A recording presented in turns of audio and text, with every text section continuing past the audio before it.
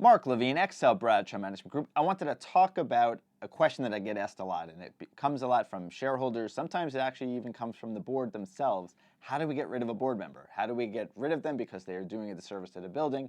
We don't like them. Whatever the case may be, we do get asked this question. So I'm going to walk through how to remove somebody from the board, and this could be the board of directors, the board of managers for a condominium.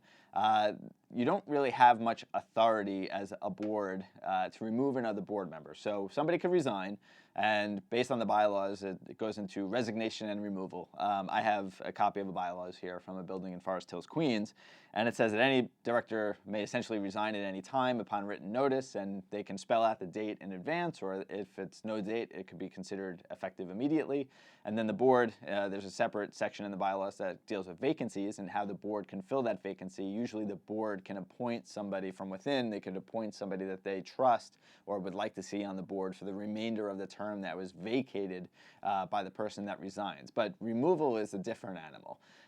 The board can't remove another board member because they don't like them or because they feel they're detrimental to the operations of the building. What they can do, or what the shareholders and unit owners can do, is call a special meeting, and if there's a quorum reached at this special meeting, and this is placed on the agenda to remove so-and-so from the board of directors or the board of managers, and then it would be put out for a vote. If there was a quorum reached for that special meeting, that person would then be removed from the board. So the board can't remove somebody from the board, but the shareholders or unit owners have the ability to, on a special meeting called for that purpose, with it on the agenda. One thing that the board can do, and it's not actually spelled out in this particular bylaws, but 9 out of 10 of them that I've seen allow the board to take away an officership. So let's give an example of the president is not doing a great job.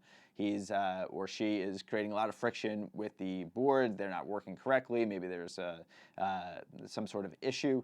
What the board could do at their discretion is take away the officership position. So they could take away the presidency from that particular board member and just turn them into a regular member, and then install somebody else from the board that's currently there as the president for the remainder of the term until the next annual meeting or the next special meeting called for that purpose.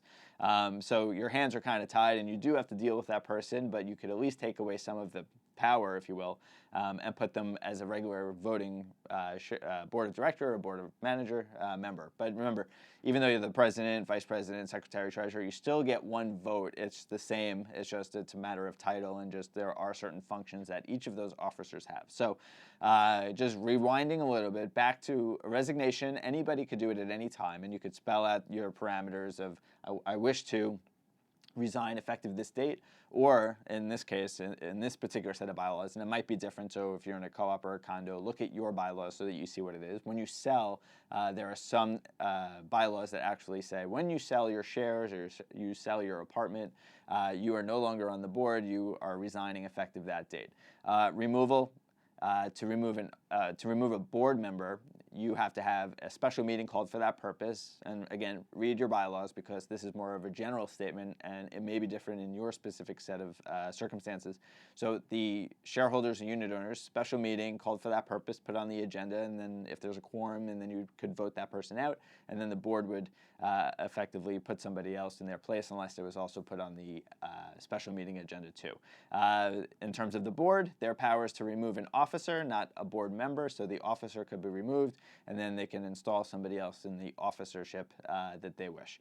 So that's a pretty good question that I get all the time, and it goes on so many buildings. You know, there are always going to be personality clashes with the board of directors, board of managers, and then going outward to both management and to the shareholders and unit owners. And you know, it's our job to kind of navigate through those and to be the pipeline, if you will, of communication between the board and the shareholders, unit owners. So we try to do it professionally and make sure that all of the different circumstances that each side is bringing up and we're running the building efficiently are taken care of and handled professionally. So I hope that's helpful. By the way, if you want to email me, my name, again, Mark Levine, you can do so at mblevine at ebmg.com. I always welcome your emails, and I treat you, as I always say, like a client. You get the same response time that I give a client. I'm always checking my email unless I'm sitting right here in front of here talking to you.